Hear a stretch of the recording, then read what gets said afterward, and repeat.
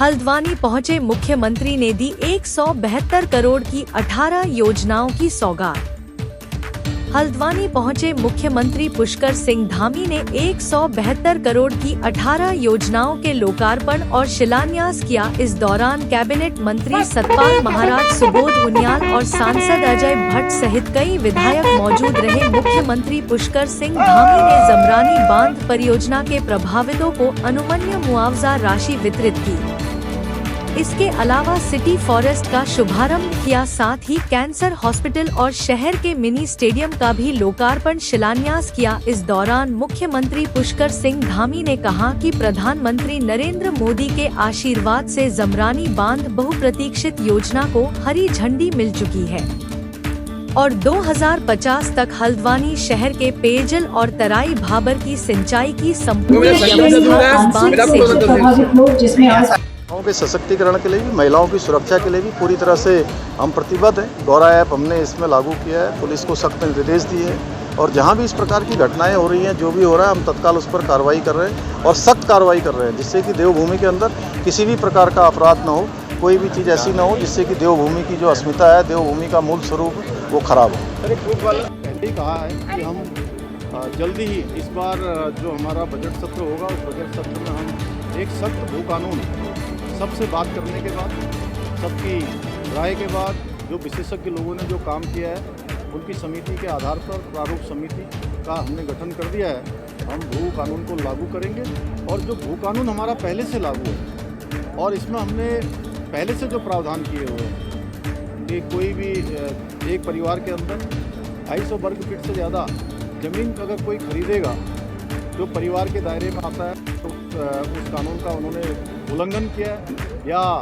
किसी निवेश के लिए, औद्योगिक प्रयोजन के लिए, पर्यटन के क्षेत्र के लिए, अन्य किसी काम के लिए, अस्पताल के लिए, शिक्षा के क्षेत्र के लिए वो भूमि क्रय की है और उसने उस प्रयोजन में उसका उपयोग नहीं किया है या उस भूमि का अभी भी जो है समय बीत जाने के बाद भी जिस प्रयोजन के लिए दिया गया था वो प्रयोजन पूरा नहीं हुआ, तो ऐसी सभी भूमियों के खिलाफ, सभी ऐसे जो लोग हैं उनके खिलाफ एक जांच हो रही है। सभी जिलाधिकारी, सभी राजस्व विभाग के लोग इस जांच को कर रहे हैं और जो भी इसमें पाया जाए उसकी भूमि कानूनों के तहत सरकार ने नहीं की। चुनाव बहुत ही ऐसी परिस्थिति में हो रहा है जब वहाँ से हमारी जो विधायक थी आदरणीय शैला रानी, उनका दुखद रूप से हमारे बीच से वो चली गई और इस परिस्थिति में हो रहा है। और केदार धाम माननीय प्रधानमंत्री जी के प्रधानमंत्री बनने के बाद जिस प्रकार से उसका नवनिर्माण हुआ है, पुनर्निर्माण हुआ है, एक भव्य केदार और दिव्य केदार बना है, निश्चित रूप से वो हमारे प्रधानमंत्री जी के बहुत हृदय के निकट है। उस स्थान का एक आस्था और श्रद्धा का एक बड़ा केंद्र है, तो वहाँ के लोग विकास जो वहाँ पर हुआ है उस विकास को आगे बढ़ाएंगे। पिछले दिनों जो आपदा आई थी वहाँ पर, उस आपदा में भी जिस प्रकार से तेज़ी से काम हुआ है सब लोगों ने देखा है और मैंने भी कहा है, वहाँ जाकर भी कहा था, पहले भी कहा था कि जितने समय तक केदारनाथ क्षेत्र को नया विधायक नहीं मिल जाता, मैं भी उनके विधायक के रूप में काम करूँगा। उस कड़ी अनेक कामों को हमने आगे बढ़ाया, विकास का क्रम वहाँ शुरू हुआ है, दूसरे चरण की यात्रा अभी प्रारंभ हुई है और इतना सारा 29 स्थानों पर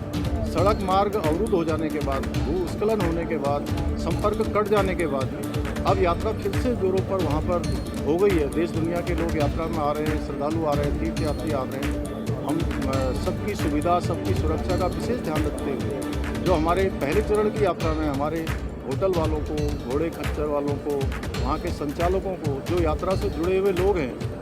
टैक्सी ड्राइवरों को जिनका इस चारधाम यात्रा के कारण से अपना काम चलता था, थोड़ी बहुत परेशानी हुई, निश्चित रूप से हमने तय किया है कि इस बार की दूसरी चरण की यात्रा उनकी आसानी से हो और वो यात्रा जो कमी रह गई थी वो यात्रा भी पूरी हो, उसके लिए हम समूचा प्रयास करते हैं।